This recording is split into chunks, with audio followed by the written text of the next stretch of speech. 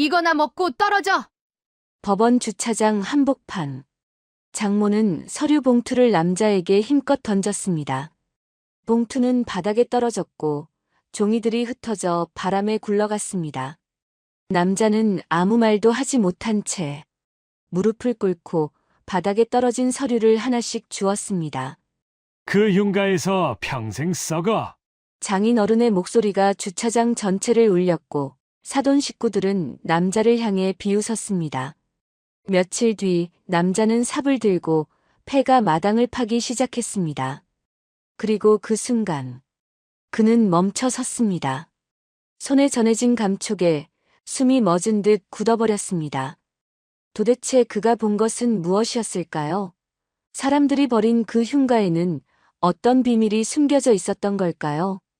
사연 시작 전 구독과 좋아요를 눌러주시고 어디서 듣고 계신지 댓글 남겨주시면 당신의 하루에 작은 기적이 깃들기를 바라겠습니다. 새벽 6시 알람 소리도 없이 강민수 씨는 눈을 떴습니다. 겨울 아침이라 창밖은 아직 깜깜했습니다. 이불을 걷어내고 일어나니 방 안 공기가 차가웠습니다.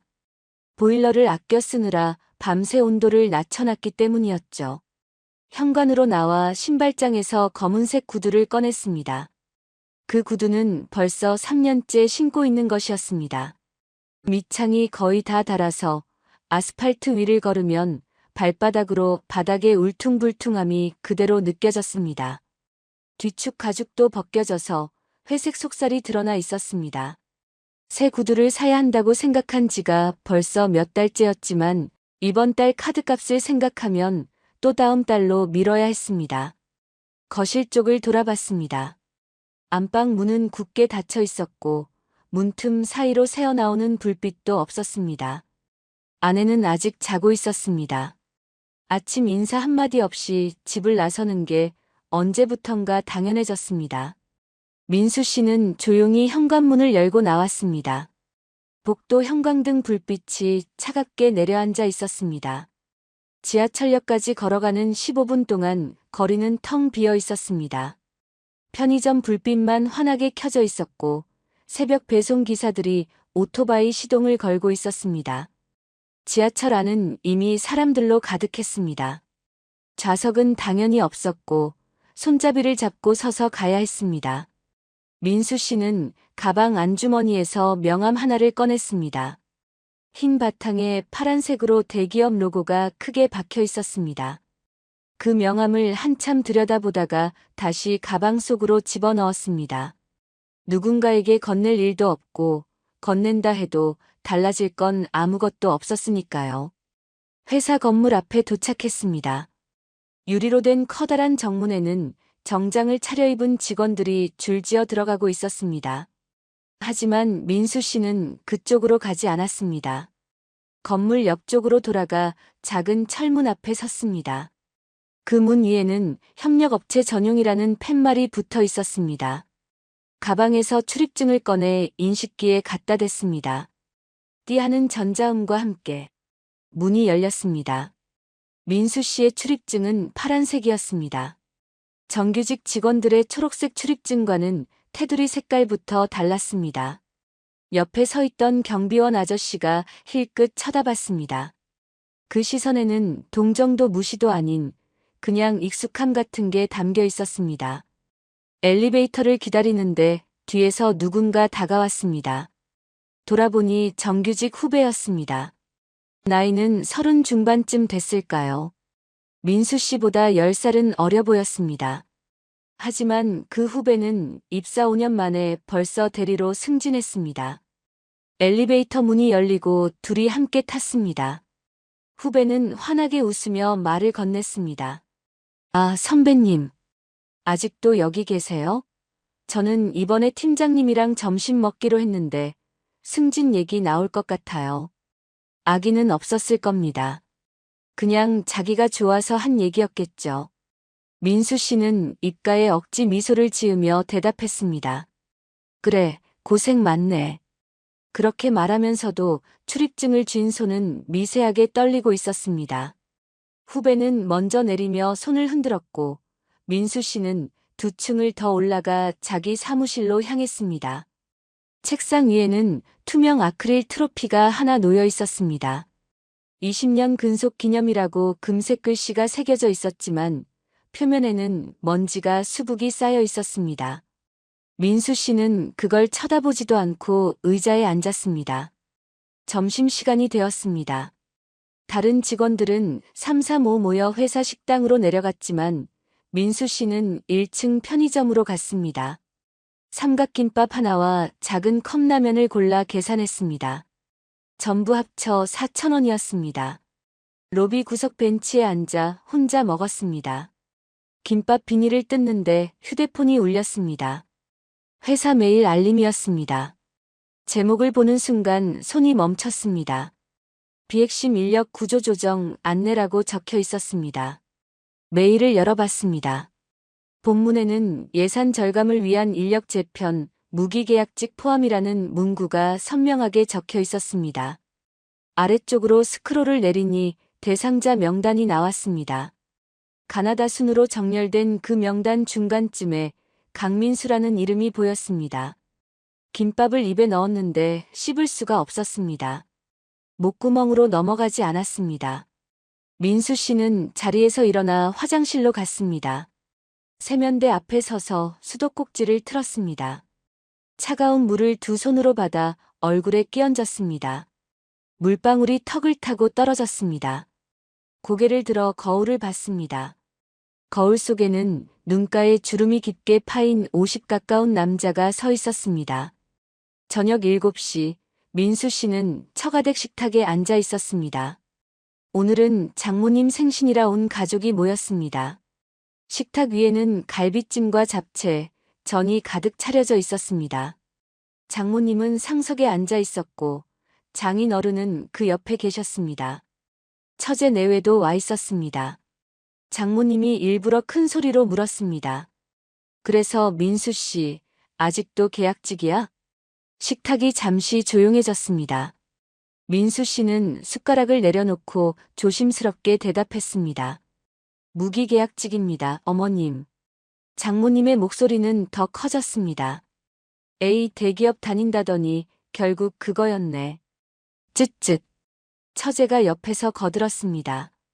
우리 남편은 이번에 과장 승진했는데 말이에요. 그죠, 여보? 처제 남편은 겸연쩍게 웃으며 고개를 끄덕였습니다. 누군가 숟가락을 탁 소리나게 내려놓았습니다. 아내는 아무 말 없이 휴대폰만 들여다보고 있었습니다. 민수 씨는 목이 말랐습니다. 조심스럽게 말했습니다. 어머님, 물 좀 주시겠습니까? 장모님은 젓가락으로 반찬을 집으며 턱으로 부엌 쪽을 가리켰습니다. 저기 정수기 있어. 알아서 떠먹어. 민수 씨는 자리에서 일어나 부엌으로 갔습니다. 정수기에서 종이컵에 물을 받아 마셨습니다. 뒤에서 웃음소리가 들렸습니다. 그날 밤 집으로 돌아왔습니다. 아내는 먼저 침대에 누워 휴대폰을 보고 있었습니다. 민수 씨가 옷을 갈아입으려고 침대 옆을 지나가는데 아내의 휴대폰 화면이 보였습니다. 잠금 화면에 메시지 알림이 떠 있었습니다. 오빠 하트 오늘도 고마워라는 문구가 선명하게 보였습니다. 민수 씨의 발걸음이 멈췄습니다. 얼굴에서 모든 감정이 사라졌습니다. 그냥 멍하니 서 있다가 천천히 거실로 나왔습니다. 불 꺼진 거실 소파에 앉았습니다. 창밖으로 아파트 단지 가로등 불빛이 보였습니다. 그날 강민수 씨는 회사에서도 집에서도 설 자리를 잃고 있었습니다.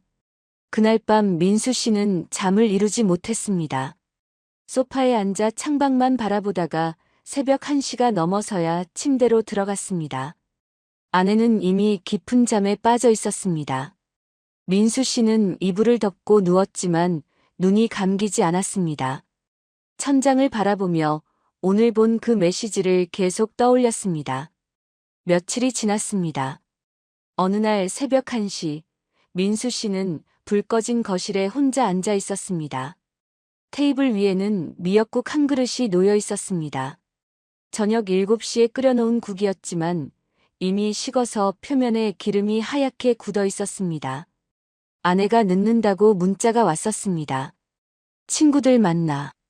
먼저 먹으라고만 적혀 있었죠. 민수 씨는 국그릇을 들여다보다가 다시 내려놓았습니다. 현관문 열리는 소리가 났습니다. 째각하는 열쇠 소리가 유난히 크게 들렸습니다. 아내가 들어왔습니다. 얼굴이 붉게 상기되어 있었고 술 냄새가 옷에서 풍겼습니다. 민수 씨는 소파에서 일어나 조심스럽게 물었습니다. 요즘 많이 늦네요. 아내는 신발을 벗으며 신경질적으로 대답했습니다. 내가 일일이 보고해야 돼? 민수 씨는 더 이상 말하지 못했습니다. 아내는 욕실로 들어가 문을 쾅 닫았습니다. 샤워하는 물소리가 들렸습니다. 민수 씨는 식탁에 놓인 식은 국을 전자레인지에 돌렸습니다. 혼자서 그 국을 떠먹었습니다. 입안에서 간이 싱겁게 느껴졌습니다. 다음 날 아침이었습니다. 아내는 평소보다 일찍 일어났습니다. 화장대 앞에 앉아 화장을 하고 있었습니다. 민수 씨가 출근 준비를 하면서 보니 아내가 평소보다 훨씬 진하게 화장을 하고 있었습니다. 립스틱도 새로 산 건지 색이 선명한 빨간색이었습니다. 아내는 거울로 민수 씨를 힐끗 보더니 아무 말 없이 화장을 마쳤습니다. 며칠이 더 지났습니다. 어느 목요일 오후였습니다. 민수 씨는 회사에서 조퇴를 했습니다. 구조조정 통보를 받은 후로 회사 일이 손에 잡히지 않았고 상사도 굳이 그를 붙잡지 않았습니다. 집으로 가는 길 신호등 앞에서 기다리는데 옆 차선에서 낯익은 차가 지나갔습니다. 아내의 차였습니다. 민수 씨의 가슴이 철렁했습니다. 아내는 분명 오늘 친구 만난다고 했었습니다. 차는 거의 본능적으로 아내의 차를 따라갔습니다. 새 블록을 가서 한 카페 앞에 아내의 차가 주차되는 걸 봤습니다. 민수 씨도 길 건너편에 차를 세웠습니다. 10분 정도 망설였습니다. 핸들을 쥔 손에서 땀이 났습니다. 차에서 내릴까 말까 몇 번이나 손이 문손잡이로 갔다가 다시 돌아왔습니다. 결국 민수 씨는 차 문을 열고 내렸습니다. 카페 유리창 너머로 안이 들여다보였습니다. 아내가 테이블에 앉아 있었습니다. 그런데 혼자가 아니었습니다. 맞은편에 낯선 남자가 앉아 있었습니다. 정장을 입은 남자였는데 나이는 아내와 비슷해 보였습니다. 두 사람은 웃으며 이야기를 나누고 있었습니다. 그러다가 남자가 테이블 위로 손을 뻗었습니다. 아내의 손을 잡았습니다. 아내는 손을 빼지 않았습니다. 오히려 고개를 살짝 숙이며 웃었습니다.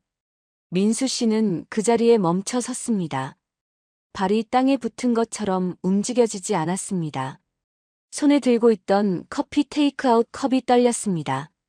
카페 안 사람들 사이로 아내의 웃는 얼굴이 계속 보였습니다. 민수 씨는 그 얼굴을 본 적이 있었습니다. 결혼 초에 자신을 보며 웃던 그 얼굴이었습니다. 하지만 지금 그 웃음은 다른 남자를 향해 있었습니다. 집으로 돌아왔습니다. 아내는 저녁 8시가 넘어서 들어왔습니다.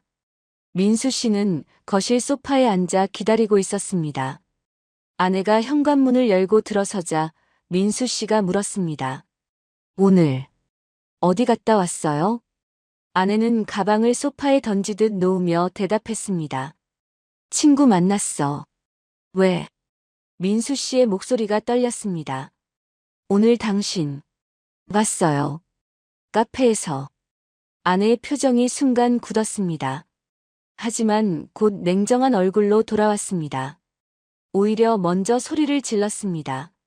당신이 뭘 해줬는데? 응. 민수 씨는 입을 열었지만 말이 나오지 않았습니다. 아내가 계속 말했습니다. 계약직 주제에 뭘 바라는 거야? 나한테. 그 말이 가슴에 비수처럼 꽂혔습니다. 민수 씨는 떨리는 손으로 휴대폰을 꺼냈습니다. 장모님께 전화를 걸었습니다. 신호음이 3번 울렸습니다. 장모님이 받았습니다. 왜? 민수 씨는 떨리는 목소리로 말했습니다. 어머님 지금 집에서. 말을 채 끝내기도 전에 장모님이 끊었습니다. 남자가 확실했으면 그런 일 없어.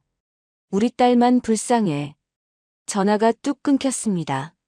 민수 씨는 한참 동안 휴대폰을 귀에 대고 있었습니다. 연결이 되지 않는다는 안내 소리만 들렸습니다. 다음 날 저녁 처가댁에서 연락이 왔습니다. 저녁 먹으러 오라는 연락이었습니다. 민수 씨는 아내와 함께 처가댁으로 갔습니다.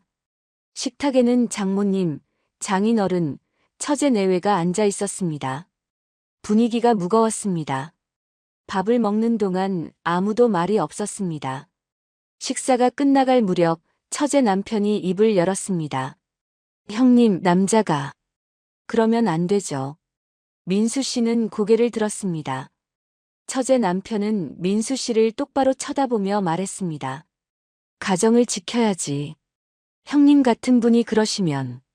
장인 어른이 한숨을 크게 쉬었습니다. 내 딸이 왜 그랬겠어. 다 이유가 있지. 장모님이 숟가락을 탁 내려놓으며 말했습니다. 우리 딸이 얼마나 참았는데. 이제 더는 못 참겠다잖아. 민수 씨는 고개를 숙인 채 아무 말도 하지 못했습니다. 그때 아내가 입을 열었습니다. 이혼할게. 더는 못 살아. 식탁이 조용해졌습니다. 민수 씨는 고개를 들어 아내를 봤습니다. 아내는 민수 씨를 쳐다보지도 않았습니다. 한참을 그렇게 앉아 있다가 민수 씨는 작은 목소리로 말했습니다. 알겠어요.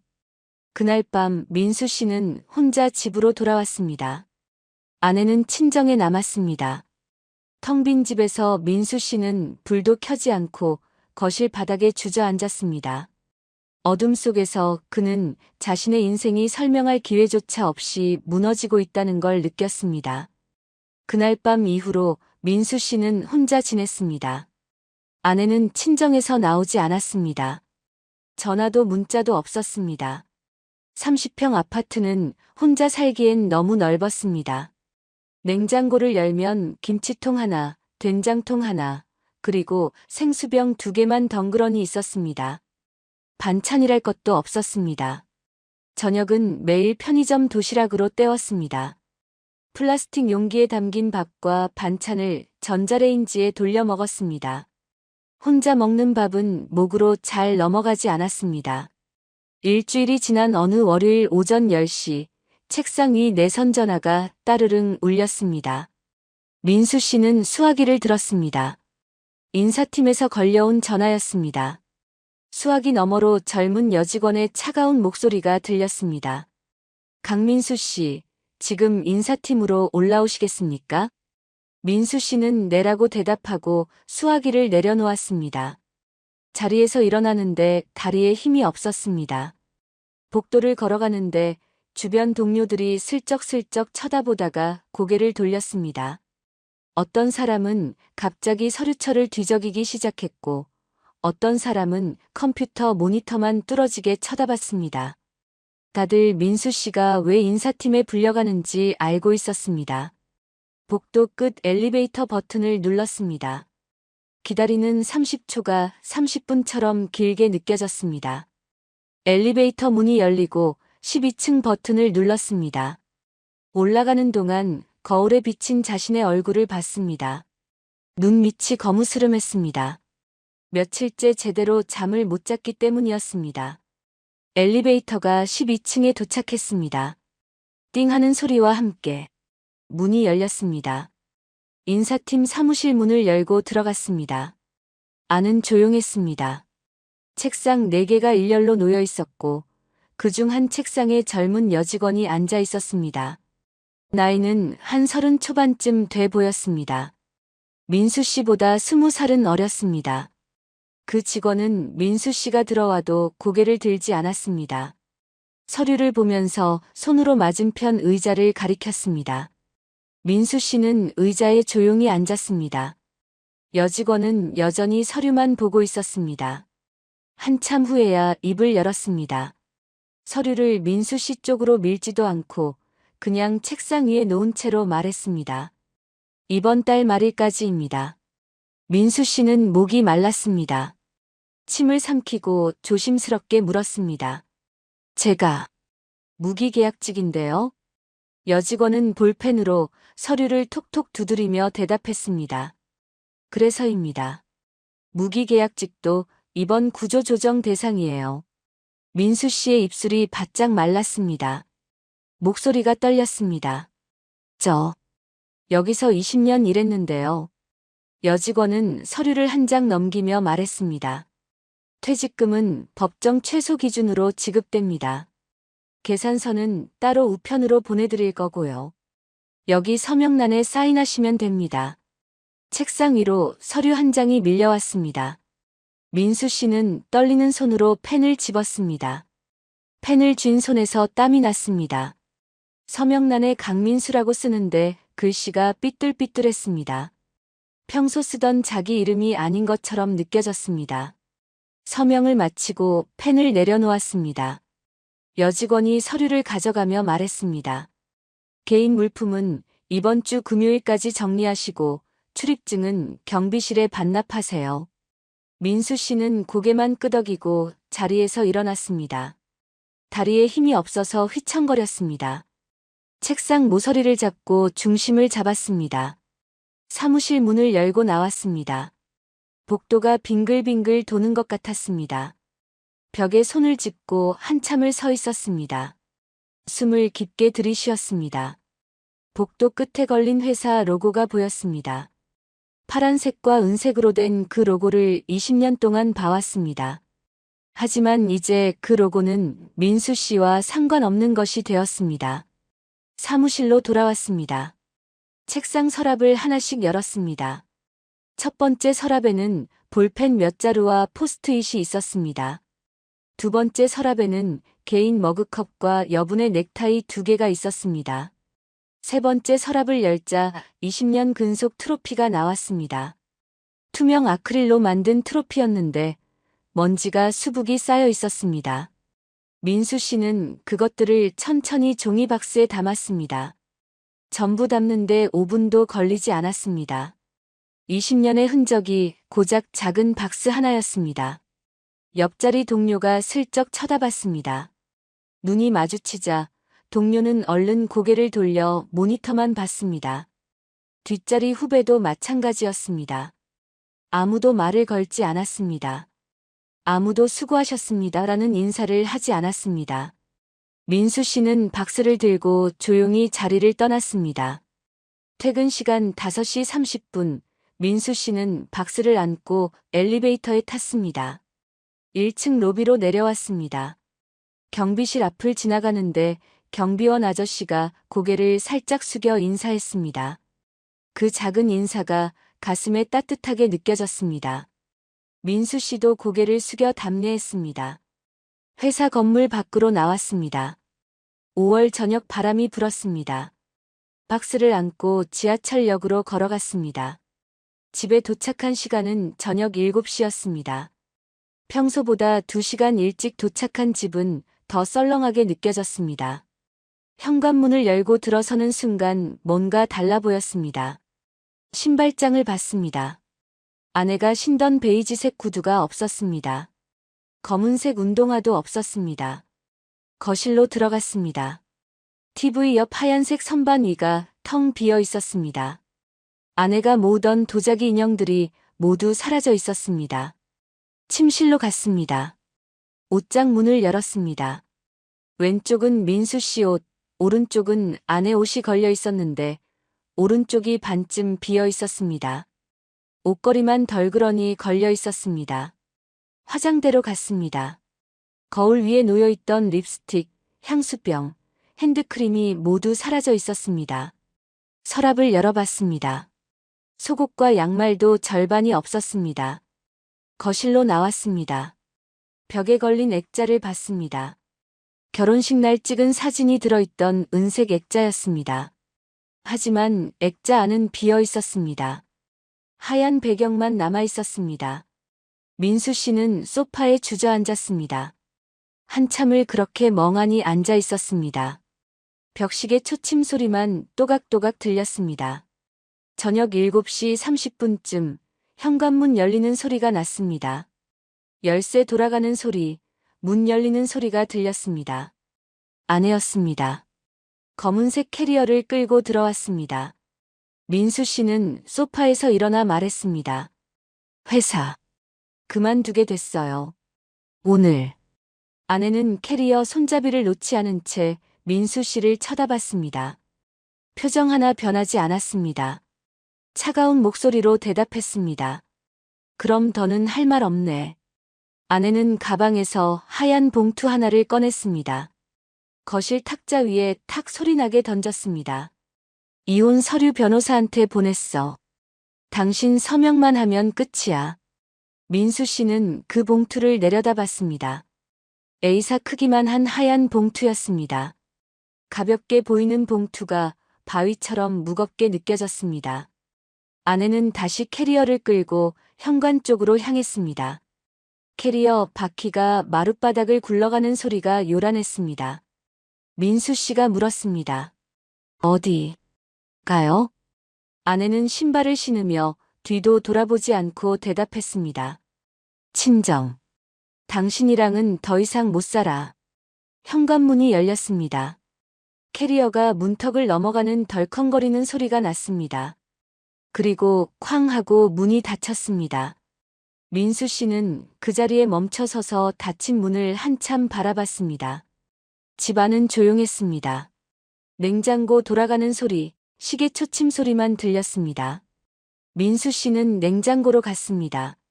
문을 열었습니다. 2리터 생수병 하나, 김치통 하나, 된장통 하나가 전부였습니다. 반찬도 계란도 우유도 없었습니다. 냉장고 문을 닫았습니다. 식탁으로 가서 의자를 빼내 앉았습니다. 탁자 위에 놓인 하얀 봉투가 눈에 들어왔습니다. 민수 씨는 그 봉투를 집어들었습니다. 봉투를 뜯지는 않았습니다. 그냥 두 손으로 붙잡고 있었습니다. 밤 10시가 넘었습니다. 민수 씨는 거실 전등을 켠 채로 소파에 앉아 있었습니다. 창밖을 봤습니다. 맞은편 아파트동 불빛들이 하나씩 꺼져갔습니다. 사람들이 잠자리에 드는 시간이었습니다. 하지만 민수 씨는 잠들 수가 없었습니다. 회사도 잃었고 아내도 떠났습니다. 민수 씨는 텅 빈 거실에 혼자 앉아 긴긴 밤을 보냈습니다. 2주가 지났습니다. 민수 씨는 변호사 사무실에서 받은 이혼 조정 통지서를 들고 가정법원으로 향했습니다. 5월 마지막 주 목요일 오후 2시, 법원 3층 조정실 앞 복도는 조용했습니다. 긴 의자에 앉아 기다리는 사람들이 몇 명 보였습니다. 다들 무거운 표정이었습니다. 민수 씨도 의자에 앉아 복도 천장만 바라봤습니다. 30분쯤 지나 조정실 문이 열렸습니다. 조정위원이 고개를 내밀고 민수 씨를 불렀습니다. 민수 씨는 일어나 안으로 들어갔습니다. 긴 테이블이 놓인 방이었습니다. 테이블 한쪽에는 장모님, 장인어른, 처제 남편이 앉아 있었습니다. 아내도 그 옆에 앉아 있었습니다. 민수 씨는 맞은편 의자에 앉았습니다. 혼자였습니다. 조정위원이 서류를 펼치며 말문을 열었습니다. 그럼 양측 의견을 들어보도록 하겠습니다. 그 말이 끝나기가 무섭게 장모님이 먼저 입을 열었습니다. 목소리가 컸습니다. 저 사람, 우리 딸 인생 망쳤어요. 대기업 다닌다고 해놓고 결국 계약직이었잖아요. 민수 씨는 고개를 숙였습니다. 조정위원이 위자료 얘기를 꺼냈습니다. 재산 분할과 위자료 문제인데요. 장모님이 피식 웃었습니다. 그리고 가방에서 서류 몇 장을 꺼내 테이블 위로 밀었습니다. 집 하나 있어요. 그걸로 하면 돼요. 민수 씨는 서류를 내려다봤습니다. 부동산 등기 부등본이었습니다. 산속 어딘가에 있는 집이었습니다. 민수 씨가 조심스럽게 물었습니다. 주거가 가능한 집입니까? 장모님이 말을 잘랐습니다. 흉가지. 뭐. 테이블 맞은편에서 처제가 끼어들었습니다.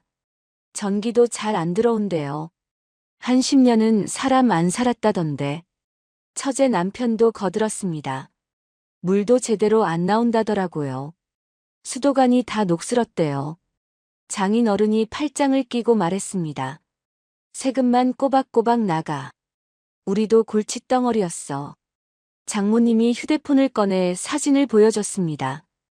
허름한 집 사진이었습니다. 지붕은 한쪽이 기울어져 있었고 담장은 무너져 있었습니다. 마당에는 잡초가 무릎까지 자라 있었습니다. 장모님이 말했습니다.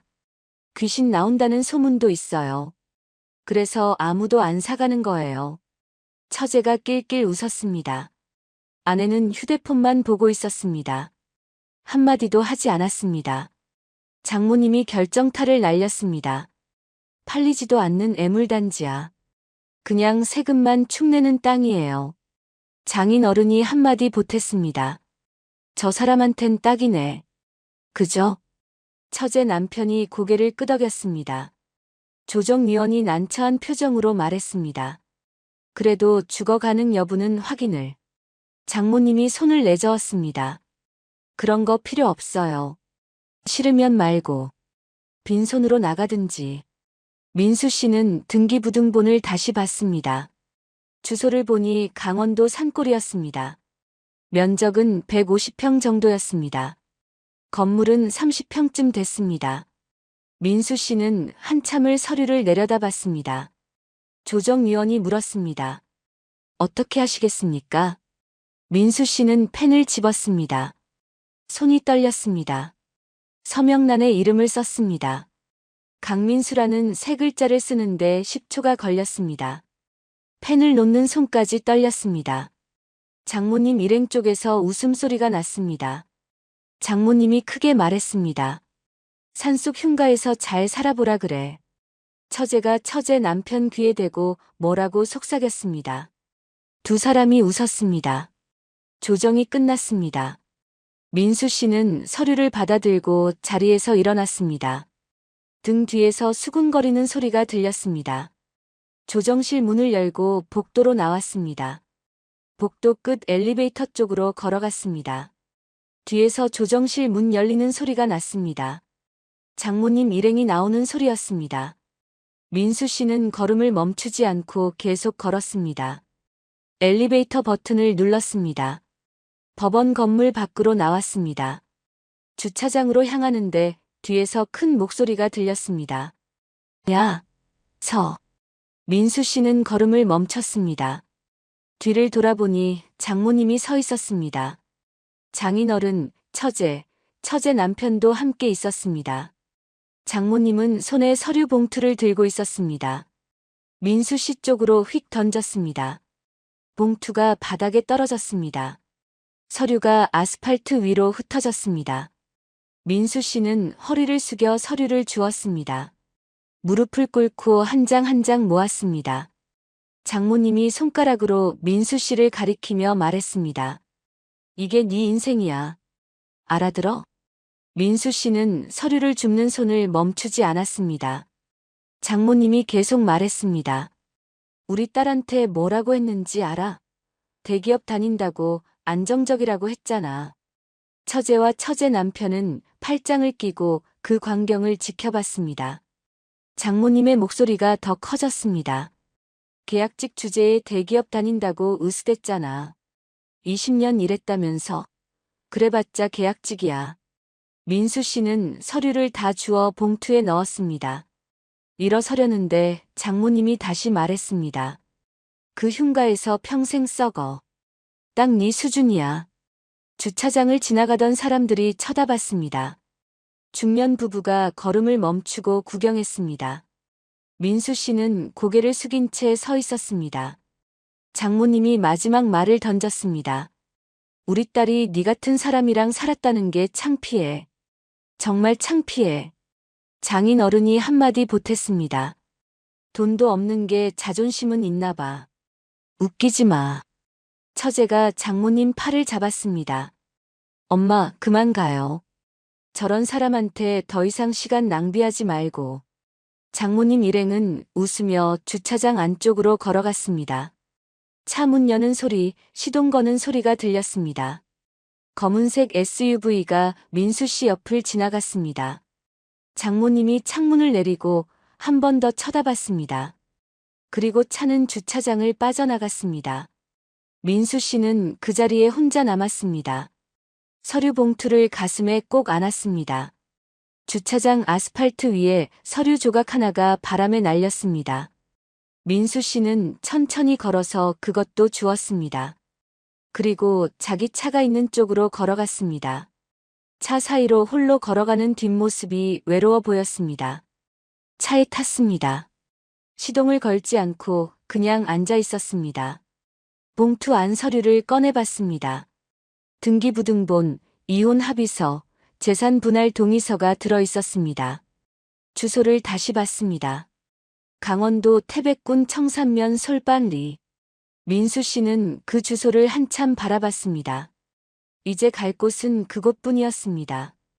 일주일 후 민수 씨는 짐을 싼 중고 승용차를 몰고 강원도로 향했습니다. 서울에서 출발해 3시간을 달렸습니다. 고속도로를 빠져나와 국도로 접어들었습니다. 길은 점점 좁아졌습니다. 양옆으로 산이 높게 솟아 있었습니다. 내비게이션 안내에 따라 계속 올라갔습니다. 포장도로가 끝나고 비포장 흙길이 나타났습니다. 차는 덜컹덜컹 흔들렸습니다. 핸들을 꽉 잡고 천천히 올라갔습니다. 길 양옆으로 잡초가 우거져 있었습니다. 한참을 올라가니 낡은 대문이 보였습니다. 민수 씨는 차를 세웠습니다. 시동을 끄고 내렸습니다. 주변은 조용했습니다. 새소리만 가끔 들렸습니다. 대문 앞에 섰습니다. 철제 대문이었는데 녹이 슬어갈색으로 변해 있었습니다. 한쪽은 완전히 기울어져 땅에 끌리고 있었습니다. 민수 씨는 대문을 밀었습니다. 끼익 하는 소리와 함께 문이 조금 열렸습니다. 더 밀었습니다. 문이 땅에 긁히며 겨우 사람 하나 지나갈 만큼 벌어졌습니다. 안으로 들어섰습니다. 마당이 눈에 들어왔습니다. 잡초가 허리까지 자라 있었습니다. 민들레, 쑥 이름 모를 풀들이 빽빽하게 들어차 있었습니다. 발을 내딛는데 풀이 무릎을 스쳤습니다. 집 건물이 보였습니다. 기와집이었는데 지붕 한쪽이 푹 꺼져 있었습니다. 벽은 회색 시멘트였는데 여기저기 금이 가 있었습니다. 집 쪽으로 걸어갔습니다. 잡초를 헤치며 현관까지 갔습니다. 나무로 된 현관문이었는데 페인트가 다 벗겨져 있었습니다. 문고리를 잡고 열었습니다. 문이 삐걱거리며 열렸습니다. 안으로 들어서는 순간 먼지 냄새가 코를 찔렀습니다. 곰팡이 냄새도 섞여 있었습니다. 거실이었습니다. 바닥은 장판이 깔려 있었는데 여기저기 뜯어져 있었습니다. 천장에는 거미줄이 쳐져 있었습니다. 벽에 전등 스위치가 보였습니다. 민수 씨는 스위치를 눌렀습니다. 아무 반응이 없었습니다. 한 번 더 눌렀습니다.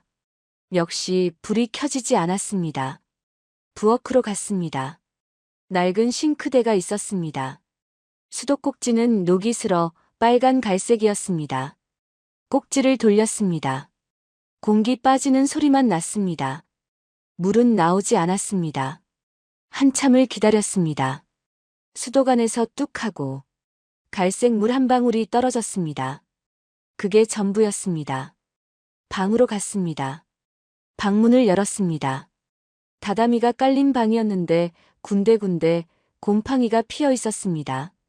창문은 나무틀이었는데 유리 한 장이 깨져 있었습니다. 바람이 그 틈으로 들어왔습니다. 벽장을 열어봤습니다. 안에서 쥐가 후다닥 도망갔습니다. 민수 씨는 깜짝 놀라 뒤로 물러섰습니다. 다시 마당으로 나왔습니다. 집 뒤편으로 돌아갔습니다. 담장이 있었는데 절반쯤 무너져 있었습니다. 벽돌이 여기저기 흩어져 있었습니다. 작은 창고가 하나 있었습니다. 문을 열어보니 낡은 농기구 몇 개가 놓여 있었습니다. 삽, 곡괭이, 호미가 녹슬어 있었습니다. 해가 지기 시작했습니다. 민수 씨는 차에서 짐을 꺼냈습니다. 이불 하나, 옷가방 하나, 박스 2개가 전부였습니다. 그걸 집 안으로 날랐습니다. 거실 한쪽에 짐을 내려놓았습니다. 차에서 손전등을 가져왔습니다. 밤이 되었습니다. 집 안은 완전한 어둠이었습니다. 손전등을 켰습니다. 불빛이 거실을 비쳤습니다. 먼지가 빗속에서 날아다녔습니다. 민수 씨는 이불을 펼쳤습니다. 바닥이 차가웠습니다. 이불 위에 누웠습니다. 천장을 봤습니다. 거미줄이 손전등 불빛에 비쳤습니다. 휴대폰을 꺼냈습니다. 화면을 봤습니다. 신호가 한 칸밖에 안 잡혔습니다. 문자를 보내보려 했습니다. 전송이 안 됐습니다. 5분을 기다렸습니다. 겨우 문자가 나갔습니다. 민수 씨는 휴대폰을 내려놓았습니다. 그때 휴대폰이 울렸습니다. 전화가 걸려온 것이었습니다. 화면을 보니 장모님이었습니다. 민수 씨는 잠시 망설이다가 전화를 받았습니다. 살만해? 장모님의 목소리였습니다. 뒤에서 웃음소리가 들렸습니다. 처제 목소리 같았습니다. 민수 씨는 아무 말도 하지 않았습니다. 장모님이 다시 말했습니다. 물은 나오니? 전기는? 민수 씨는 입술을 깨물었습니다. 장모님이 낄낄 웃었습니다. 그래, 거기서 잘 살아봐. 평생. 민수 씨는 전화를 끊었습니다. 휴대폰을 옆에 놓았습니다. 손이 떨렸습니다. 심호흡을 했습니다. 숨을 깊게 들이쉬고 내쉬었습니다. 밤은 깊어갔습니다. 밖에서 바람 소리가 들렸습니다. 나무가지 스치는 소리, 잎사귀 흔들리는 소리가 났습니다. 어디선가 부엉이 우는 소리도 들렸습니다. 민수 씨는 이불을 끌어당겨 몸을 덮었습니다. 손전등을 껐습니다. 완전한 어둠이 내려앉았습니다. 민수 씨는 벽에 등을 기댔습니다. 무릎을 세워 팔로 감쌌습니다. 그렇게 한참을 앉아 있었습니다. 눈을 감았습니다. 하지만 잠이 오지 않았습니다. 어둠 속에서 지난 일들이 떠올랐습니다. 회사에서의 마지막 날, 아내가 떠나던 날, 법원 주차장에서의 일들이 머릿속을 스쳤습니다. 민수 씨는 눈을 떴습니다. 어둠만 보였습니다. 창문 틈으로 별빛이 희미하게 들어왔습니다. 민수 씨는 그 별빛을 한참 바라봤습니다. 가슴이 먹먹했습니다. 목이 메었습니다. 눈물이 날 것 같았습니다. 하지만 참았습니다. 그냥 어둠 속에 앉아 있었습니다. 새벽 5시 창문 틈으로 첫 햇빛이 들어왔습니다. 민수 씨는 밤새 한숨도 못 잤습니다. 벽에 기댄 채 그대로 앉아 있었습니다. 몸이 뻐근했습니다. 허리가 아팠습니다. 일어서려는데 다리에 힘이 없었습니다. 벽을 짚고 천천히 일어섰습니다. 창문 밖을 봤습니다. 산 너머로 해가 떠오르고 있었습니다. 주황빛 햇살이 마당을 비쳤습니다. 잡초 위로 이슬이 맺혀 반짝였습니다. 민수 씨는 그 풍경을 한참 바라봤습니다. 여기가 이제 자신이 살아갈 곳이었습니다. 이 버려진 집, 이 산속 흉가가 이제 자신의 전부였습니다. 그날부터 민수 씨는 일자리를 찾아야 했습니다. 근처 읍내로 내려갔습니다. 차로 30분 거리였습니다. 읍내 중심가에 인력사무소가 있었습니다. 낡은 2층 건물 1층에 있는 작은 사무실이었습니다. 유리문을 열고 들어갔습니다. 안에는 남자 서너 명이 벤치에 앉아 있었습니다. 다들 작업복 차림이었습니다. 민수 씨는 창구로 갔습니다. 50대로 보이는 남자가 앉아 있었습니다. 민수 씨가 말했습니다. 일 구하러 왔습니다. 남자가 민수 씨를 위아래로 훑어봤습니다. 공사장 일할 수 있어요? 민수 씨는 고개를 끄덕였습니다. 네, 할 수 있습니다. 남자가 수첩을 펼쳤습니다. 내일 새벽 5시 여기 앞으로 나오세요. 현장 나가는 차 있어요. 다음 날 새벽 4시 30분 민수 씨는 일어났습니다. 어제 읍내에서 사온 물로 세수를 했습니다. 대야에 물을 받아 얼굴을 씻었습니다. 차가운 물이 정신을 번쩍 들게 했습니다. 어제 산 김밥 하나를 먹었습니다. 작업복을 입었습니다. 새로 산 옷이 아니라 중고로 산 것이었습니다. 조금 컸지만 참았습니다. 읍내 인력사무소 앞에 도착했습니다.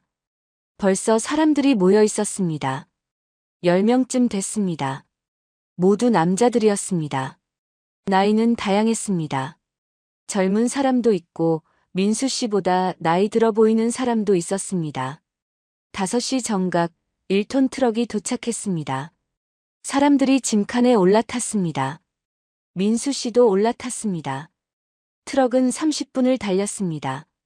아파트 건설 현장이었습니다. 트럭이 멈추고 사람들이 내렸습니다. 현장 소장으로 보이는 사람이 나왔습니다. 안전모를 나눠줬습니다.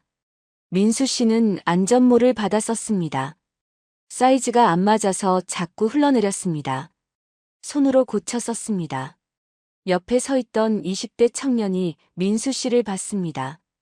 처음이시죠? 민수 씨는 고개를 끄덕였습니다. 네. 청년이 웃으며 말했습니다. 힘드실 텐데 화이팅 하세요. 현장 소장이 이를 배정했습니다. 민수 씨는 자재 운반조에 배정됐습니다. 철근을 나르는 일이었습니다. 두 사람이 한 조가 되어 긴 철근을 어깨에 메고 날랐습니다. 민수 씨는 앞에 섰고 아까 그 청년이 뒤에 섰습니다. 철근을 어깨에 올렸습니다. 무거웠습니다. 생각보다 훨씬 무거웠습니다.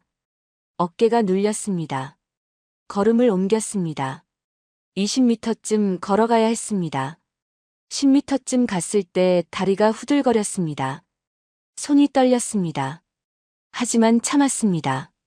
이를 악물고 계속 걸었습니다. 철근을 내려놓았습니다. 숨이 찼습니다. 등에서 땀이 흘렀습니다. 5월이지만 날씨는 더웠습니다. 뒤에 있던 청년이 물었습니다. 괜찮으세요? 민수 씨는 손을 내저었습니다. 괜찮습니다. 다시 철근을 가지러 갔습니다. 똑같은 일을 반복했습니다. 1시간이 지나자 손바닥에 물집이 잡혔습니다.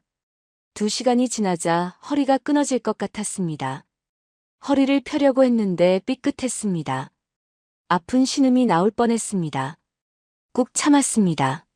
점심시간이 되었습니다. 현장 한쪽에 그늘막이 쳐져 있었습니다. 사람들이 그곳에 모여 앉았습니다. 다들 도시락을 꺼냈습니다.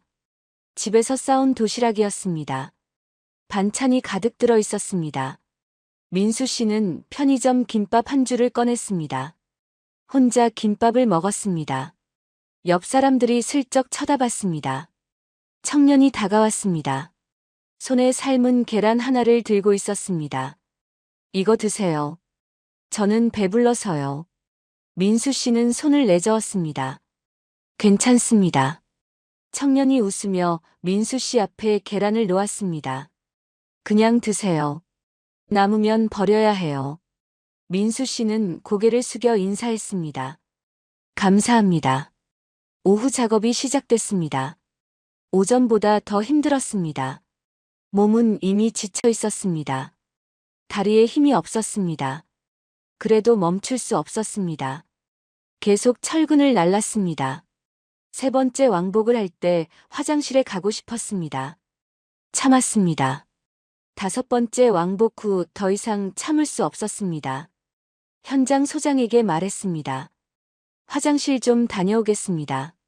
가건물 뒤편 임시 화장실로 갔습니다. 화장실 안에서 허리를 주물렀습니다. 아팠습니다. 손으로 허리를 눌렀습니다. 한숨이 나왔습니다. 거울을 봤습니다. 얼굴이 새까맣게 그을려 있었습니다. 흙먼지가 묻어 있었습니다. 물로 얼굴을 씻었습니다. 오후 5시 작업이 끝났습니다. 현장 소장이 일당을 나눠줬습니다. 현금이었습니다. 10,000원짜리 지폐 10장이었습니다. 민수 씨는 그 돈을 받아 주머니에 넣었습니다. 트럭을 타고 읍내로 돌아왔습니다. 집으로 가는 길에 마트에 들렀습니다. 컵라면 5개, 생수 2리터 2병, 식빵 한 봉지를 샀습니다. 계산을 하고 나니 10,000원이 조금 넘었습니다. 물건을 들고 차에 탔습니다. 집에 도착한 시간은 저녁 7시였습니다. 해가 막 지고 있었습니다. 집 안으로 들어갔습니다. 어둠이 내려앉고 있었습니다. 손전등을 켰습니다. 마당 한쪽에 물통이 있었습니다. 어제 읍내에서 사온 20리터 물통이었습니다. 물을 떠서 냄비에 부었습니다. 휴대용 가스버너로 물을 끓였습니다. 물이 끓자 컵라면에 부었습니다. 3분을 기다렸습니다. 뚜껑을 열고 젓가락으로 면을 들어 올렸습니다. 후루룩 소리를 내며 먹었습니다. 뜨거웠습니다. 혀가 될 것 같았습니다. 그래도 계속 먹었습니다. 배가 고팠습니다. 라면을 다 먹고 나니 몸에 기운이 조금 돌았습니다. 마당으로 나갔습니다. 창고에서 낫을 꺼냈습니다. 녹이 슬었지만 날은 있었습니다. 손전등을 켜고 마당 잡초를 베기 시작했습니다. 낫을 휘둘렀습니다. 잡초가 베어졌습니다. 1번, 2번, 3번 베었습니다. 30분쯤 베었을 때 손에서 피가 났습니다. 낫을 쥔 손바닥이 까졌습니다. 물집이 터진 것이었습니다. 민수 씨는 잠시 멈췄습니다. 손을 봤습니다. 피가 배어 나왔습니다. 주머니에서 물티슈를 꺼냈습니다. 손을 대충 닦았습니다. 다시 낫을 잡았습니다. 계속 풀을 베었습니다. 밤 10시가 되어서야 작업을 멈췄습니다. 집 안으로 들어왔습니다. 이불 위에 앉았습니다. 온몸이 아팠습니다. 어깨, 허리, 다리 전부 쑤셨습니다. 벽에 등을 기댔습니다. 눈을 감았습니다. 내일 할 일을 생각했습니다. 새벽 5시에 다시 일터로 나가야 했습니다. 그리고 저녁에는 또 마당 풀을 베야 했습니다. 지붕도 고쳐야 했습니다. 수도도 고쳐야 했습니다. 할 일이 산더미였습니다. 하지만 민수 씨는 포기하지 않았습니다. 눈을 떴습니다. 어둠 속에서 혼자 말했습니다. 그래도 오늘은 살았어. 그리고 벽에 기댄 채 잠이 들었습니다. 내일을 위해 몸을 뉘었습니다. 손전등 불빛은 아직 켜져 있었습니다. 희미한 불빛이 민수 씨의 잠든 얼굴을 비쳤습니다. 2주가 지났습니다. 민수 씨의 하루는 규칙적이었습니다. 새벽 4시 30분에 일어나 현장에 나가고 저녁에 돌아와 집을 고치는 일이 반복됐습니다. 손바닥에는 굳은 살이 생겼습니다. 처음에 잡혔던 물집은 터지고 아물기를 반복하다가 이제는 딱딱해졌습니다. 어느 토요일 오후였습니다. 오늘은 현장 일이 일찍 끝났습니다. 민수 씨는 읍내 철물점에 들렀습니다.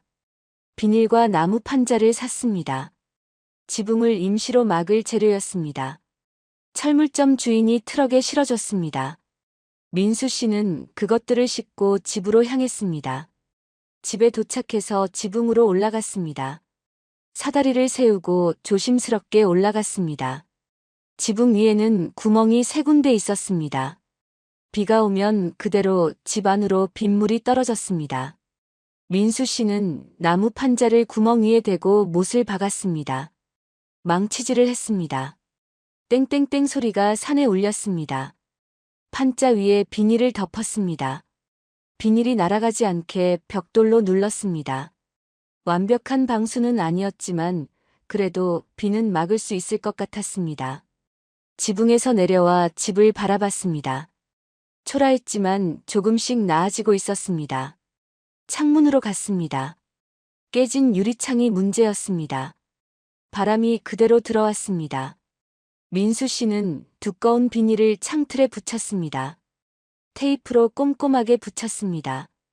테이프가 모자라서 신문지도 사용했습니다. 신문지를 창틀 가장자리에 덧대고 테이프로 고정했습니다. 바람이 덜 들어왔습니다. 마당으로 나왔습니다. 2주 동안 조금씩 풀을 뱄지만 아직 반도 못했습니다. 마당 돌이 문제였습니다.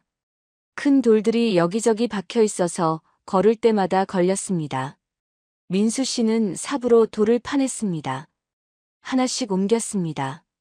돌 하나가 20kg은 좋게 됐습니다. 1시간에 10개 정도 옮겼습니다. 10개를 옮기면 쉬었습니다. 허리를 펴고 하늘을 봤습니다. 5월 하늘이 파랬습니다. 구름이 천천히 흘러갔습니다.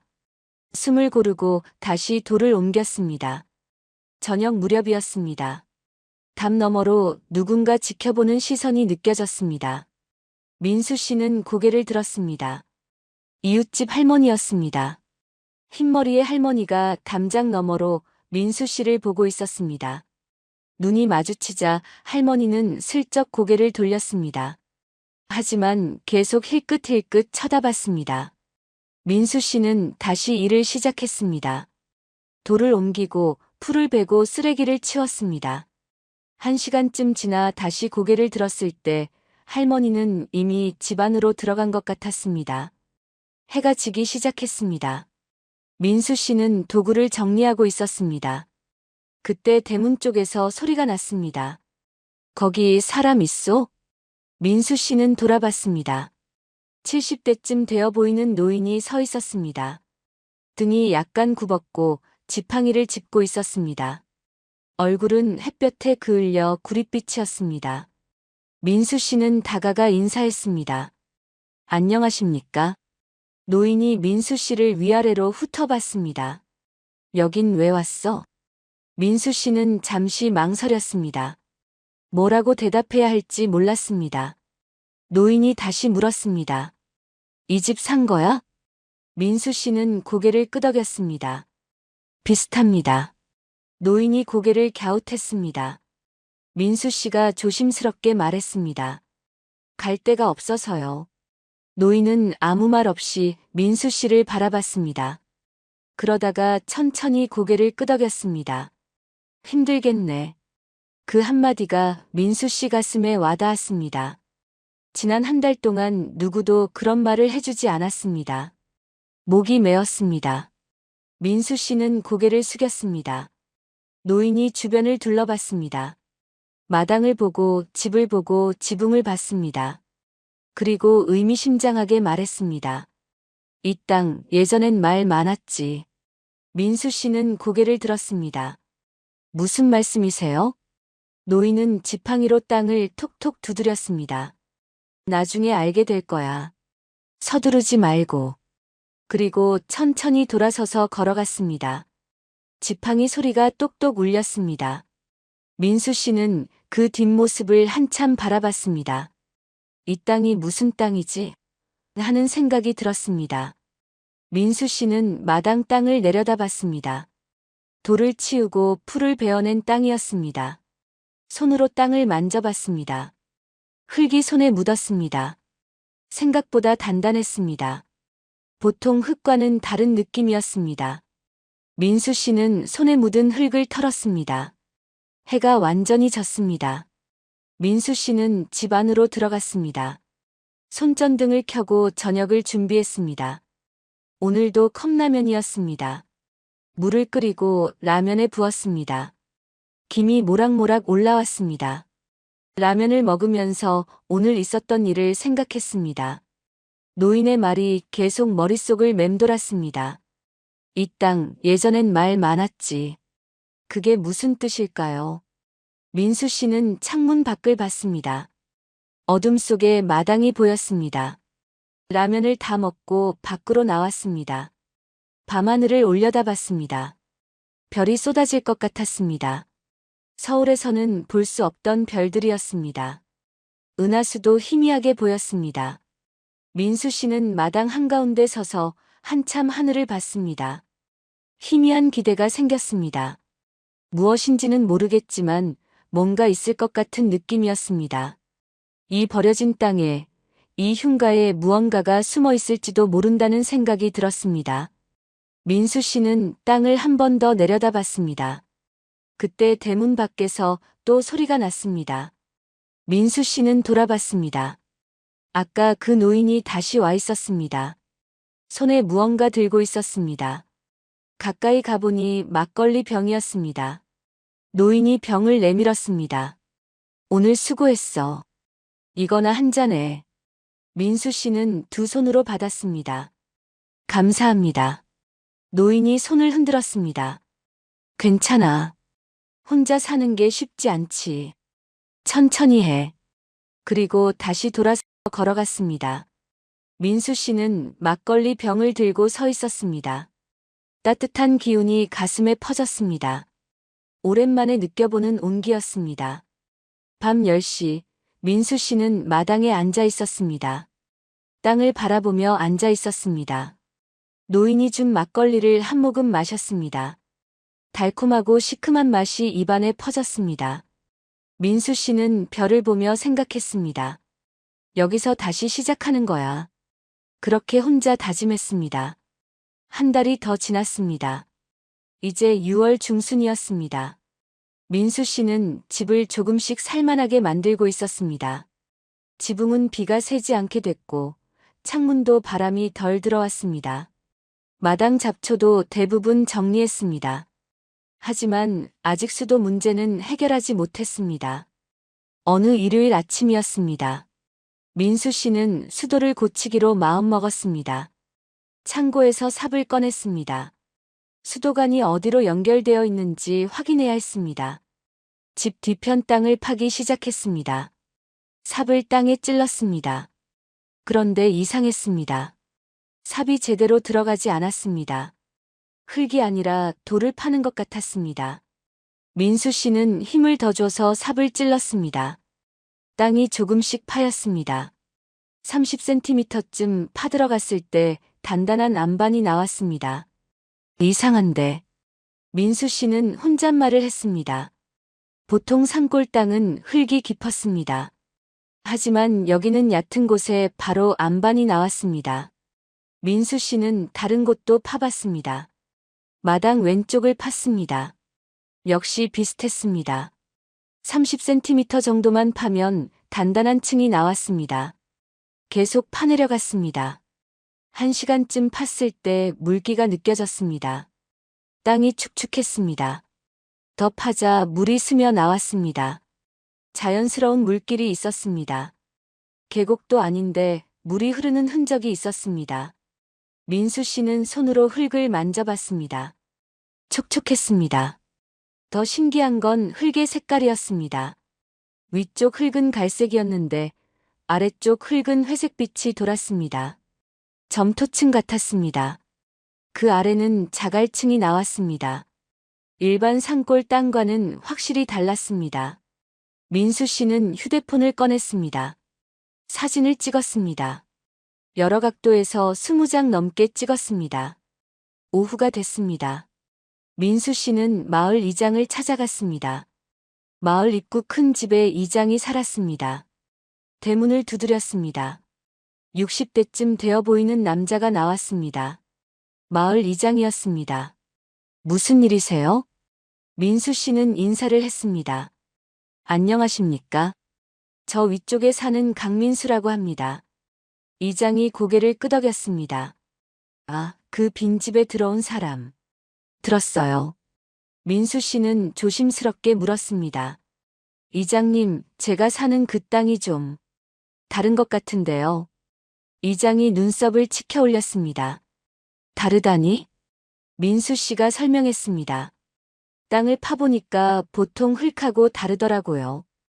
혹시 뭔가 아시는 거 있으세요? 이장은 잠시 생각하는 표정을 지었습니다. 턱을 쓰다듬었습니다. 글쎄, 옛날에 뭐라고 했는데 정확히는 모르겠네요. 민수 씨는 더 묻지 못했습니다. 이장도 잘 모르는 것 같았습니다. 인사를 하고 돌아왔습니다. 다음 날 월요일 민수 씨는 현장 일을 마치고 읍내 부동산에 들렀습니다. 금빛공인 중개사라는 간판이 붙은 작은 사무실이었습니다. 문을 열고 들어갔습니다. 40대 남자가 책상에 앉아 있었습니다. 안경을 쓴 말쑥한 인상이었습니다. 어서 오세요. 민수 씨는 앉았습니다. 땅 좀 봐주실 수 있으십니까? 중개사가 서류를 꺼냈습니다. 주소가 어떻게 되십니까? 민수 씨가 등기부등본을 내밀었습니다. 중개사가 주소를 확인했습니다. 처음에는 무심하게 보더니 갑자기 표정이 변했습니다. 눈을 크게 떴습니다. 잠깐만요. 여기가. 중개사는 컴퓨터를 켰습니다. 뭔가를 검색하기 시작했습니다. 민수 씨는 조용히 기다렸습니다. 중개사가 휴대폰을 꺼냈습니다. 혹시 땅 사진 있으세요? 민수 씨는 휴대폰을 꺼내 사진을 보여줬습니다. 판흙, 지층, 안반 사진들이었습니다. 중개사가 사진을 확대해서 봤습니다. 한참을 들여다봤습니다. 그러더니 민수 씨를 쳐다봤습니다. 이거 이상하네요. 민수 씨의 심장이 빨리 뛰기 시작했습니다. 어떤 게 이상합니까? 중개사가 모니터를 돌려 보여줬습니다. 어디서 났어요, 이 땅? 이거 보통 땅 아닌데요. 화면에는 지도가 떠 있었습니다. 민수 씨 땅 주변에 빨간 선이 그어져 있었습니다. 중개사가 설명했습니다. 이 지역 예전에 개발 계획이 있었어요.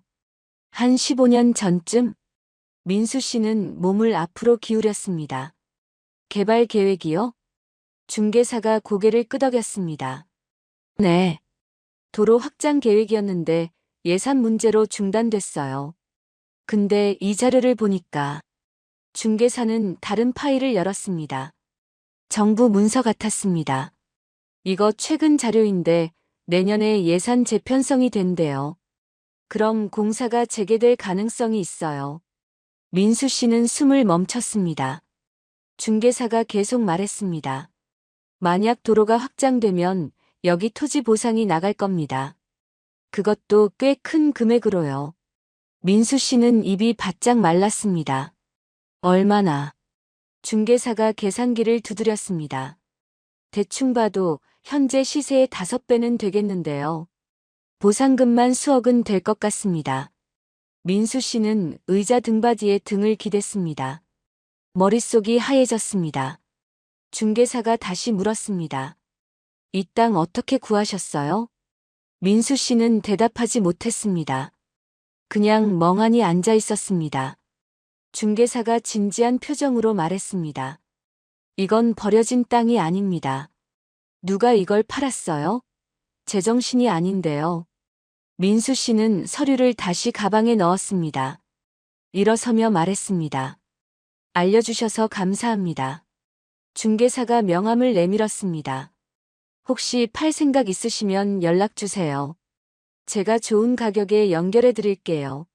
민수 씨는 명함을 받아 주머니에 넣었습니다. 부동산을 나왔습니다. 차에 탔습니다. 시동을 걸지 않고 그냥 앉아 있었습니다. 손이 떨렸습니다. 핸들을 꽉 잡았습니다. 흉가가 아니었어.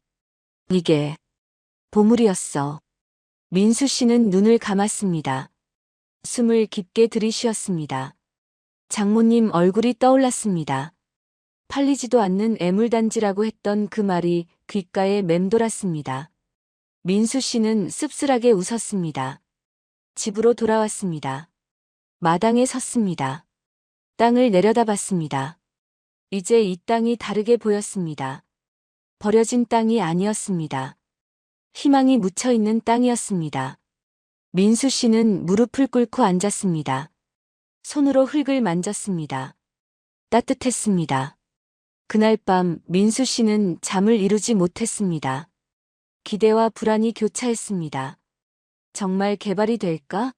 정말 보상을 받을 수 있을까? 생각이 꼬리에 꼬리를 물었습니다. 민수 씨는 일어나 앉았습니다. 창문 밖을 봤습니다. 달빛이 마당을 비추고 있었습니다. 다음 날부터 민수 씨는 더 열심히 조사를 시작했습니다. 퇴근 후 읍내 도서관에 들렀습니다. 오래된 신문 자료를 뒤졌습니다. 먼지 쌓인 신문철을 한 장씩 넘겼습니다. 2010년 7월 15일자 신문에서 기사를 찾았습니다. 태백, 청산간 도로 확장 계획 발표라는 제목이었습니다. 기사에는 예정 노선도까지 실려 있었습니다.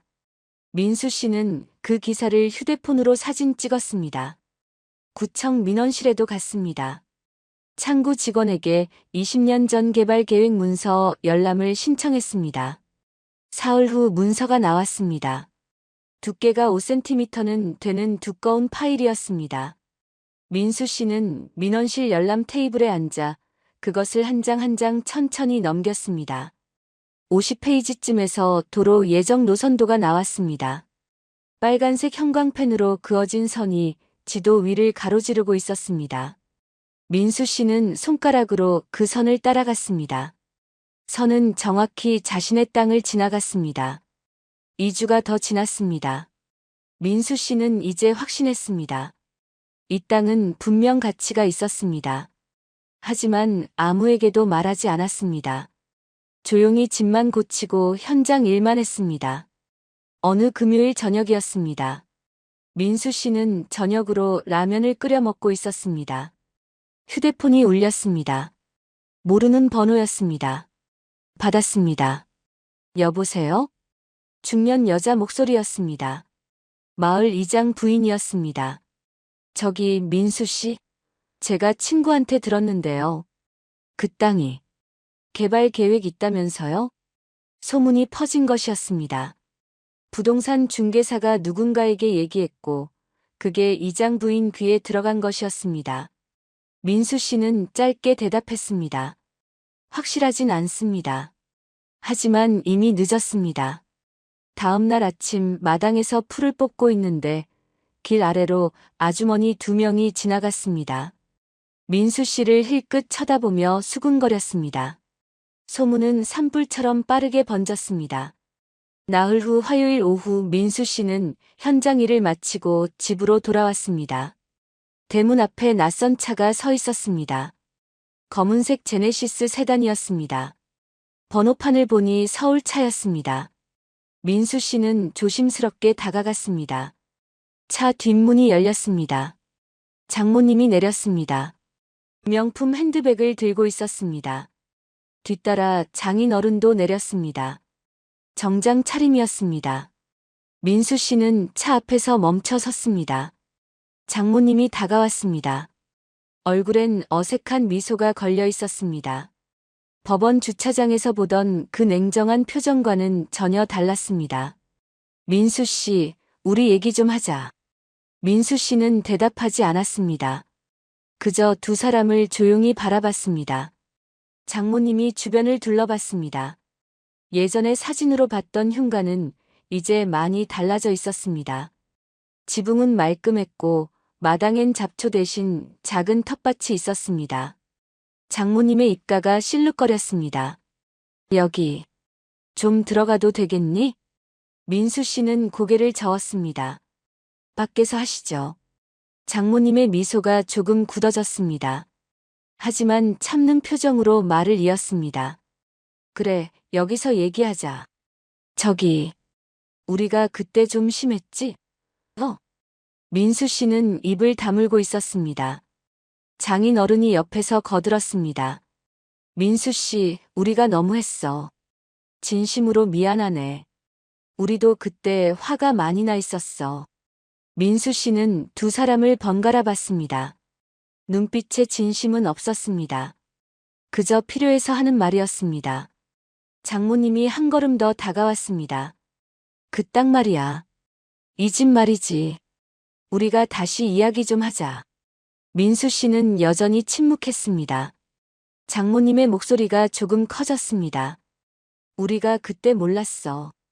이게 이렇게 좋은 땅인 줄 어떻게 알았겠어. 그치. 민수 씨는 말이 없었습니다. 장인 어른이 회유하듯 말했습니다. 우리가 널 키워준 것도 있고 그동안 도와준 것도 있잖아. 그거 생각해서라도 다시 한번. 민수 씨가 그제야 입을 열었습니다. 목소리는 차갑고 평온했습니다. 이미 제 땅입니다. 장모님의 얼굴이 붉어졌습니다. 억지로 웃으며 말했습니다. 그래, 법적으론 그렇지. 근데 우리가 준 거잖아. 가족끼리 다시 정리하면 되는 거 아니야? 민수 씨는 천천히 고개를 저었습니다. 저는 이혼 서류에 서명했습니다. 더 이상 가족이 아닙니다. 장모님의 눈빛이 변했습니다. 목소리가 날카로워졌습니다. 야, 너 지금 우리한테 이러는 거야? 응. 민수 씨는 한 걸음 뒤로 물러섰습니다. 이제 돌아가 주십시오. 장인 어른이 위협적으로 앞으로 나섰습니다. 너 이러면 우리 딸은 어떡하냐고. 생각 좀 해봐. 민수 씨는 흔들리지 않았습니다. 그건 제가 상관할 일이 아닙니다. 장모님이 소리를 질렀습니다. 야, 네가 우리한테 받아먹은 게 얼만데. 밥값이라도 생각해야지. 민수 씨는 조용히 대답했습니다. 더 이상 드릴 말씀 없습니다. 돌아가 주십시오. 장모님과 장인 어른은 어쩔 수 없이 차에 올라탔습니다. 차 문을 닫기 전 장모님이 창문을 내리고 소리쳤습니다. 두고 봐. 이거 가만 안 둬. 변호사 선임할 거야. 차가 요란하게 출발했습니다. 비포장도로에 먼지가 피어올랐습니다. 민수 씨는 먼지 속에 서서 차가 완전히 사라질 때까지 지켜봤습니다. 일주일 후 변호사 사무실에서 전화가 왔습니다. 민수 씨는 받지 않았습니다. 문자도 왔습니다. 재산 분할 재조정 건이라는 내용이었습니다. 민수 씨는 문자를 읽고 삭제했습니다. 사흘 뒤 토요일 오전 민수 씨는 마당에서 상추에 물을 주고 있었습니다. 대문 쪽에서 다급한 발소리가 들렸습니다. 고개를 들었습니다. 장모님이었습니다. 이번에는 혼자였습니다. 화장기 없는 얼굴에 머리도 부스스했습니다. 평소 단정했던 모습과는 달랐습니다. 민수야, 제발. 장모님이 대문을 두드렸습니다. 민수 씨는 물뿌리개를 내려놓았습니다. 하지만 대문 쪽으로 가지 않았습니다. 장모님이 계속 소리쳤습니다. 민수야, 나 좀 봐줘. 응, 우리 다시 얘기하자. 민수 씨는 집 안으로 들어갔습니다. 창문 틈으로 밖을 내다봤습니다. 장모님은 대문 앞에 그대로 서 있었습니다. 10분이 지났습니다. 20분이 지났습니다. 장모님은 대문을 계속 두드렸습니다. 30분쯤 지났을 때였습니다. 장모님이 갑자기 대문 앞에 주저앉았습니다. 무릎을 꿇은 자세였습니다. 양손을 대문에 대고 애원하듯 말했습니다. 민수야, 제발. 우리 다시 가족처럼 지내자. 내가 잘못했어. 목소리가 떨렸습니다. 민수 씨는 창문 틈으로 그 모습을 봤습니다. 법원 주차장에서 자신을 손가락질하며 비웃던 그 사람이었습니다. 딱 네 수준이라고 말하던 그 사람이 지금 무릎 꿇고 있었습니다. 장모님이 계속 애원했습니다. 내가 미처 몰랐어. 그 땅이 그렇게 좋은 줄. 우리 다시 잘해보자. 응. 민수 씨는 대문 쪽으로 천천히 걸어갔습니다. 대문을 열었습니다. 장모님이 고개를 들었습니다. 눈가가 붉어져 있었습니다. 민수 씨는 장모님을 내려다봤습니다. 장모님이 손을 뻗었습니다. 민수야, 우리. 민수는 조용히 말을 끊었습니다.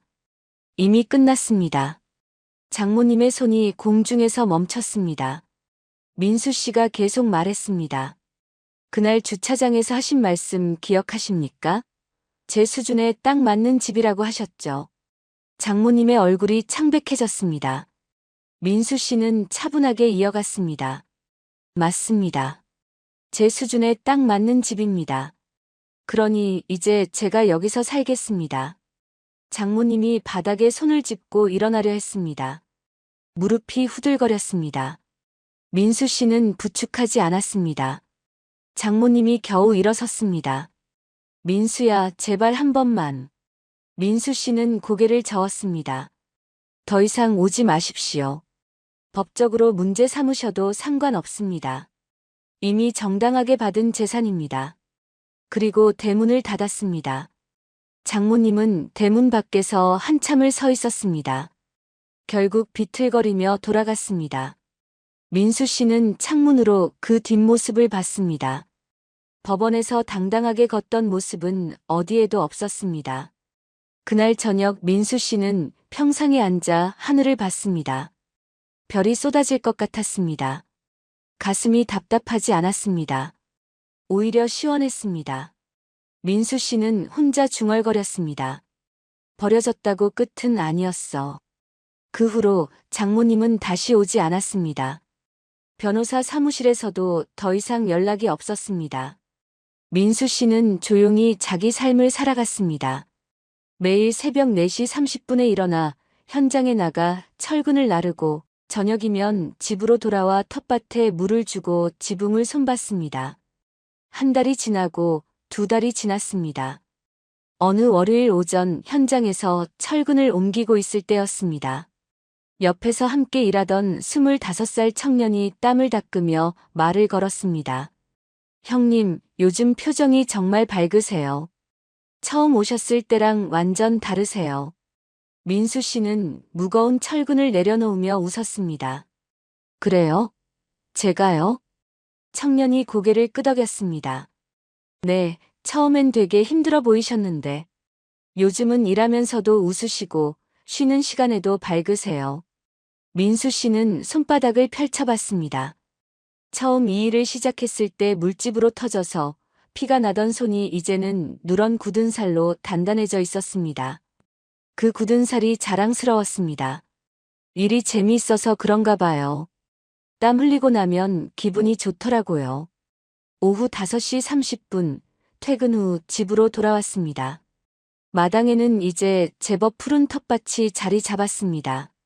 상추가 손바닥만 하게 자라 있었고, 파는 30cm쯤 올라와 있었습니다. 붉은 고추꽃도 피기 시작했습니다. 민수 씨는 녹색 호스를 끌어다 텃밭에 물을 뿌렸습니다. 물줄기가 햇볕에 반짝이며 흙을 적셨습니다. 집도 많이 달라졌습니다. 지난달에 중고 알루미늄 창문을 달았습니다. 페인트 칠은 좀 벗겨졌지만 유리는 깨끗했습니다. 한전에 신청해서 전기도 들어왔습니다. 전봇대에서 집까지 새 전선을 연결했습니다. 이제 밤에 형광등을 켤 수 있었습니다. 손전등 불빛에 의지하던 생활은 끝났습니다. 수도도 완전히 고쳤습니다. 녹슨 철제 수도관을 PVC관으로 전부 교체했습니다. 이제 수도꼭지를 틀면 맑은 물이 세차게 쏟아졌습니다. 저녁 7시 민수 씨는 텃밭에 쪼그려 앉아 상추를 몇 장 뜯었습니다. 푸른 잎사귀가 손에 잡혔습니다. 부엌으로 들어가 씻었습니다. 된장 한 숟가락을 접시에 담고 상추를 싸먹었습니다. 직접 키운 상추라 그런지 씹을수록 고소한 맛이 났습니다. 밥 한 공기를 금세 비웠습니다. 식사를 마치고 마당으로 나왔습니다. 직접 만든 평상에 앉았습니다. 버려진 창고에서 찾은 나무 판자를 대패로 곱게 밀어서 만든 평상이었습니다. 그 위에 낡은 방석을 깔고 앉았습니다. 옥수수 수염차를 우려 마셨습니다. 구수한 향이 코끝을 간지렸습니다. 해가 서쪽 산 너머로 넘어가고 있었습니다. 하늘이 주황빛과 분홍빛으로 물들었습니다. 민수 씨는 종이컵에 담긴 차를 홀짝이며 그 풍경을 바라봤습니다. 서울 33층 아파트 베란다에서는 절대 볼 수 없던 풍경이었습니다. 이곳에 온 지 어느덧 석 달이 지났습니다. 그때 길 아래에서 익숙한 똑똑 소리가 들렸습니다. 지팡이 소리였습니다. 고개를 돌리니 아는 노인이 천천히 올라오고 있었습니다. 등이 약간 굽은 노인은 대문 앞에서 멈춰 섰습니다. 민수 씨를 보고 주름진 얼굴 가득 미소를 지었습니다. 그리고 오른손 엄지를 치켜 세웠습니다. 잘 됐네, 젊은이. 고생 끝이야. 민수 씨는 벌떡 일어나 대문으로 다가가 허리를 숙여 인사했습니다. 덕분입니다, 어르신. 노인이 손을 저었습니다. 내가 뭘 했다고. 자니가 다 이겨낸 거지. 그리고 천천히 돌아서 지팡이를 짚으며 내려갔습니다. 뒷모습이 든든해 보였습니다. 민수 씨는 노인이 완전히 사라질 때까지 지켜봤습니다. 다시 평상에 앉았습니다. 주머니에서 휴대폰이 울렸습니다. 화면을 보니 장모님이라는 이름이 떠 있었습니다. 민수 씨는 화면을 잠시 바라봤습니다. 그리고 조용히 빨간색 거절 버튼을 눌렀습니다. 휴대폰을 나무 탁자 위에 내려놓았습니다. 손이 떨리지 않았습니다. 마음도 흔들리지 않았습니다. 하늘을 올려다봤습니다. 구름 사이로 마지막 햇살이 금빛으로 쏟아지고 있었습니다. 민수 씨는 차를 한 모금 더 마셨습니다. 따뜻했습니다. 가슴도 따뜻했습니다. 그로부터 1년이 흘렀습니다. 어느 가을 수요일 오후 4시, 민수 씨는 현장 일을 마치고 트럭을 타고 집으로 돌아오고 있었습니다. 집이 500m쯤 남았을 때 이상한 소리가 들렸습니다. 덜컹덜컹 중장비 소리였습니다. 굴착기 엔진 소리, 덤프트럭이 흙을 싣는 소리가 산골짜기에 울렸습니다. 집 근처에 내리니 도로 공사 현장이 펼쳐져 있었습니다. 주황색 안전 펜스가 200m쯤 쳐져 있었고 노란색 굴착기 3대가 땅을 파고 있었습니다. 현장 입구에 큰 안내판이 세워져 있었습니다. 태백, 청산간, 국도 확장 공사, 착공 2025년 9월 준공 2027년 6월이라고 파란 글씨로 적혀 있었습니다. 나흘 후 토요일 아침 구청에서 등기 우편이 왔습니다. 보상협의 안내문이었습니다. 월요일 오전 10시까지 구청 3층 토지보상과로 오라는 내용이었습니다. 민수 씨는 월요일 아침 일찍 구청을 찾아갔습니다. 3층 복도를 걸어 토지보상과 문을 열었습니다.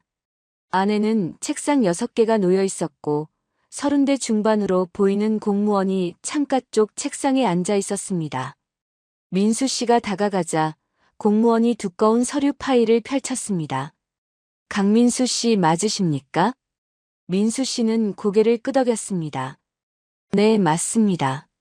공무원이 서류를 민수 씨 쪽으로 돌려 보여줬습니다. 지적도가 그려져 있었고 빨간 선으로 표시된 부분이 있었습니다. 이 땅이 도로 예정지에 전부 포함됩니다.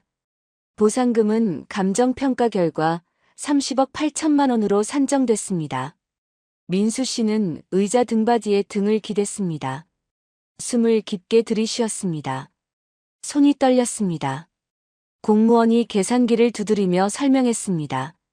토지 보상금 27억, 건물 보상금 1억 5천만 원, 이주 정착금 2억 3천만 원입니다.